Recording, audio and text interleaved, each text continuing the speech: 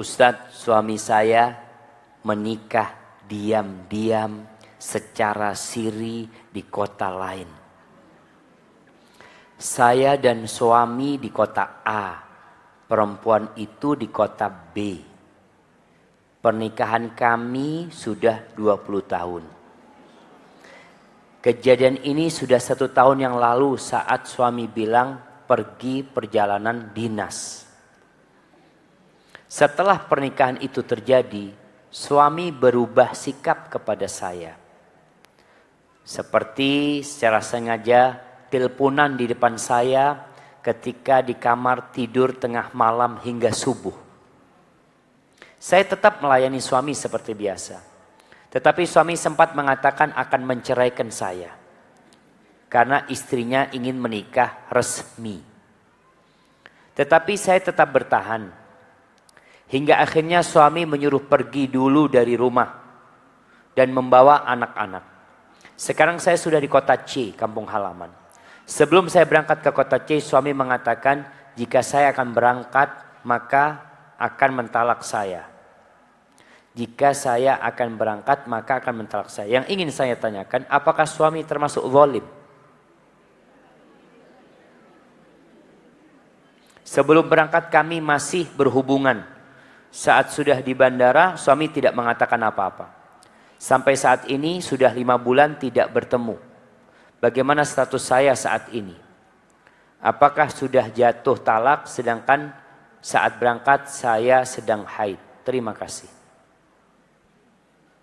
Jamaah rahimakumullah.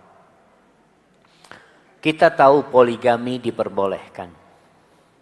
Nikah lebih dari 1 diperbolehkan bagi yang mampu berbuat adil.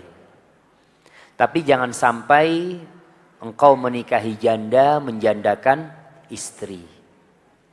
Silahkan menikahi janda dengan cara yang baik. Karena ana lihat itu perempuan yang dinikahin suaminya, ternyata dia menjadi penyakit agar suami menceraikan yang pertama. Karena dia ingin resmi. Maka yang pertama harus diceraikan supaya dia bisa nikah resmi. Inilah kadangkala ketika orang-orang tidak bertakwa kepada Allah hanya mengikuti nafsunya belaka. Kalau yang ditanyakan apakah suami termasuk zalim? Ya kalau Anda melihat dari ceritanya dia zalim. Ketika dia di rumah istri pertama malah telepon-teleponan dengan istri sirinya. Seharusnya dia jaga perasaan istrinya. Kalau dia di luar rumah silahkan telepon. Ini menjaga jemaah. Rasulullah sallallahu alaihi wasallam subhanallah. Beliau mengatakan inni uharrij alaikum Allahumma inni uharrij alaikum bihaqqid dhaifain. Ya Allah, aku menimpakan kesusahan kepada kalian yang menelantarkan 2 hak orang yang lemah. Yang pertama wanita, yang kedua anak yatim. Kalau dikatakan sebelum berangkat kami masih berjima dan saat sudah di bandara sudah tidak mengatakan apa-apa. Maka dilihat tadi. Apakah suami memang dia mengatakan, jika saya akan berangkat maka akan mentalak saya. Ini masih akan mentalak. Belum mentalak. Masih keinginan. Nanti, tapi ternyata dia nggak jadi mentalak. Artinya kata istri, dia tidak mengatakan apa-apa. Sehingga menurut Ana belum terjadi talak. Yang ketiga, sampai saat ini sudah 5 bulan tidak bertemu. Masih istri selama belum diceraikan oleh suami. Dan suami wajib memberikan nafkah kepada istrinya. Jamaah rahimakumullah, nih buat ibu-ibu juga yang mungkin punya anak seperti ini, anak laki-laki seperti ini. Tolong jangan menggantung wanita. Kalau memang sudah tidak menginginkannya, jangan digantung. Dia seperti nggak punya suami tapi masih posisinya sebagai istri orang. Nggak punya suami karena dia nggak dikasih nafkah, suaminya juga tidak peduli sama dia. Kemudian dia mau menikah nggak bisa karena posisinya masih istri orang.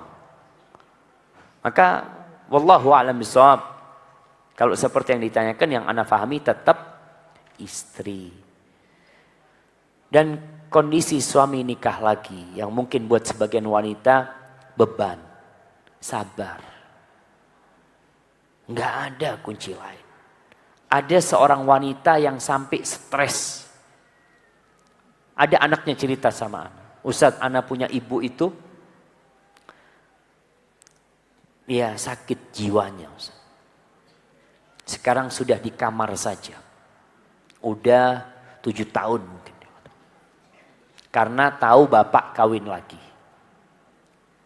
Kemudian kondisi ibu Ustadz, sholat nggak mau.